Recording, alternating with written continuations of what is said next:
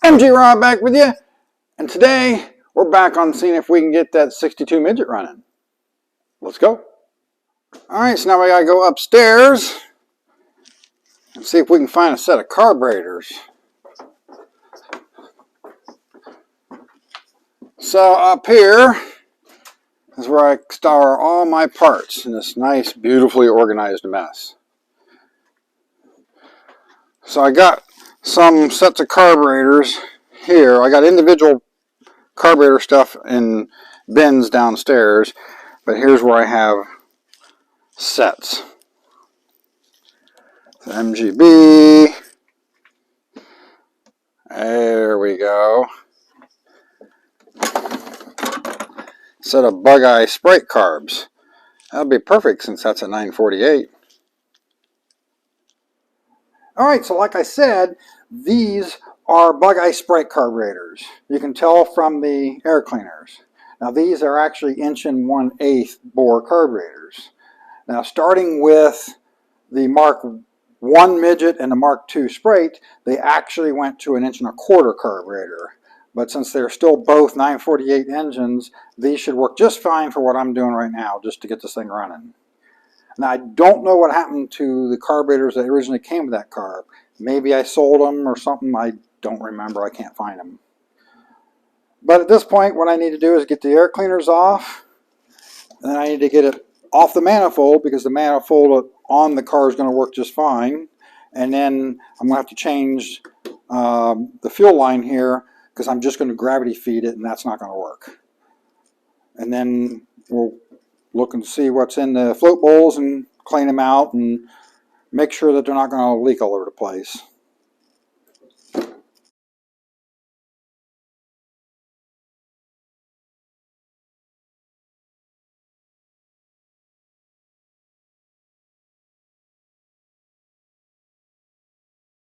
Now on these older carbs that have this style float bowl, these hold down nuts are actually Whitworth. In this case, they're quarter inch Whitworth. But since they're not very tight, you could always use just a adjustable wrench, and they're just fine.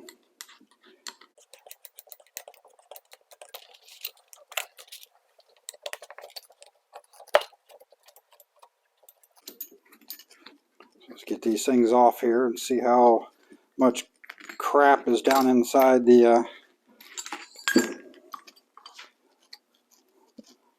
yeah, we need to clean those out. So now what I'll do is I'll take the dash pots off. I do notice the pistons are kind of stuck in the dash pot, so and then we'll throw them in the parts washer and clean them up real quick. And then, yeah, once they clean up, we'll be fine. Alright, so I cleaned them up a little bit. Now I'm not worried about making these things super clean. I just want to get the worst of the crud off of it so it's not disgusting to work with anymore. And to make sure that everything actually operates like it's supposed to, but they're not so dirty. And like the jets here, to make sure they're clean, they're not plugged up. Which one thing we can do is just take some, like a brake cleaner here, just shoot it down through the jet here.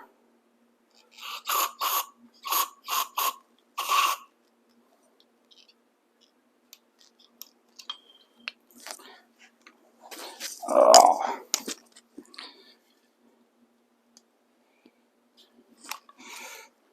And make sure that we got good flow through there and flush the crud out. Which there was some crud in there. I like using brake cleaner versus carb cleaner because it actually cleans faster and dries faster with no residue. Where carb cleaner needs to soak a little longer and tends to leave a little residue behind. Now, being earlier carburetors, these will have cork seals up in here, so more than likely they will drip a little bit of gas, but probably not enough to make that big of a difference. It's not going to run long enough to get hot enough to catch fire, so I'm just going to not worry about that unless it's really bad. they are moving. And then the float bowls here, I may have to put a washer on this because the seals have shrunk up a little bit to tighten that up to keep it from leaking. So it looks like I misspoke on the manifold. I am going to have to use this manifold because the studs are a lot smaller on these 1/8" carburetors than on the 1¼ inch. That's because I haven't worked with a lot of these and it's been a while, so I will have to clean this up. Now I still needed to take those off to clean everything up, and they still need to come loose to get the fuel line off because of the way it's made. But we'll get this cleaned up and this thrown on the car so that we can mount those. Alright, so we're back out the car, going to look at trying to get spark. But looking at that distributor, I don't think we're going to be able to clean those up enough to get spark out of there. So what I'm going to do is I'm going to mark the distributor position, take it out, take it into the shop where we can work with it. So I think maybe those points are a lost cause. But I just happen to have another DM2 distributor that was just laying here on the shelf, so I'm just going to throw that in instead. Alright, so we're going to check, see if we got spark. Now this thing is positive ground, so we hook the positive to ground, and in this case I'm just hooking the negative straight to the coil here.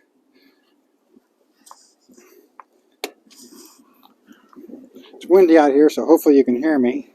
And you just pop the points apart and look for a spark, which we had a spark there. So as long as you're getting if you're not getting a good spark, then you don't have clean enough points, and you got to clean them out better until you get a good spark. Alright, so now I got a cap and wires on here and a spark checker. We can crank it over a little bit.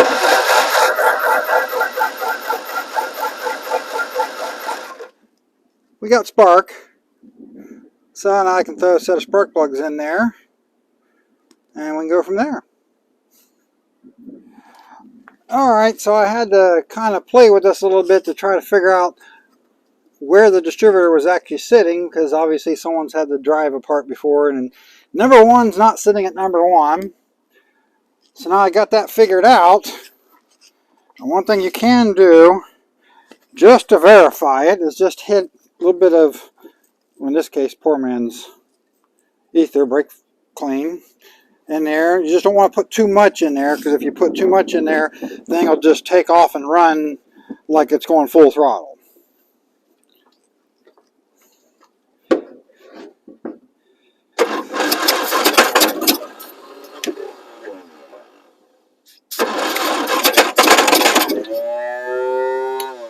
So it's going to run. Now we just need to swap out the intake, put the carbs on it, and then see what we can make happen. Alright, we're now a couple of days later. We had a bit of a cold snap, and it was like 10-15 degrees, and I wasn't going to sit out here and mess with this thing in that kind of weather. Plus, trying to start it in that kind of weather just would be difficult. But now, today, we're almost to a sweltering 30 degrees, so now we're going to see what we can make happen. Got the carburetors bolted in place. Now I prefer to bolt them on without the dash pots and pistons in the way. It's not so much on these, but like if you're playing with HS4s or HIF4s, it's much easier to get all the nuts and work around everything and get them bolted in place without them in the way. Now I'll go ahead and we'll turn the jets down just a hair, make it a little richer to try to deal with the cold weather and the fact that they are smaller carbs than what this originally came with. And then we'll get the dash pots and pistons on there, feed it some fuel, and see what I can make happen. Okay, so I'm not exactly sure if I've got the points clean enough to get a good consistent spark, but we'll give it a try. I've got some fuel in the float bowls. I got a little battery here that's got a pretty decent charge in it. And I'm hooking up negative side to the coil, positive to ground because it's set up positive ground.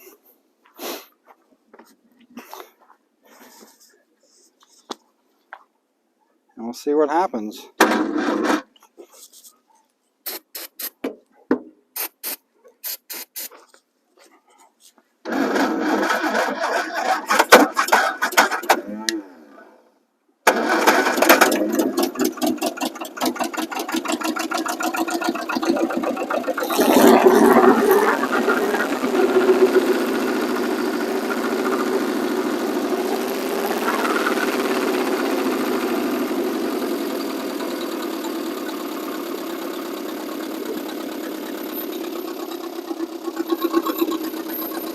Started out a bit noisy there, but it's quieting down.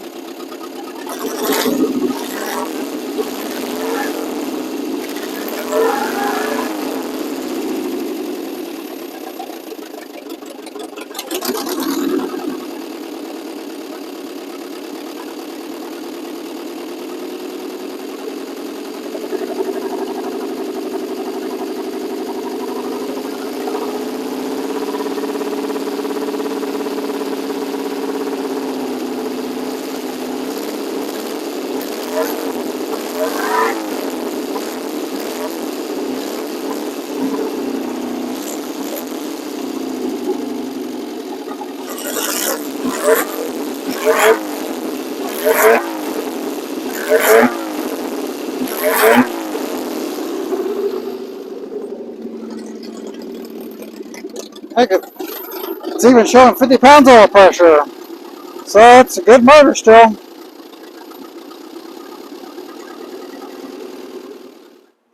Alright, so there's the Midget running. Now I don't care what people say about these old British cars. They're pretty hardy, cool things. And I've almost never failed to get one running. No matter how long it's been sitting. So, as always, if you like what I'm doing, give me a like. Subscribe, share with your friends. Comment below. Tell me what you like or even don't like about the channel so I can keep improving it. This is MG Rob. Later.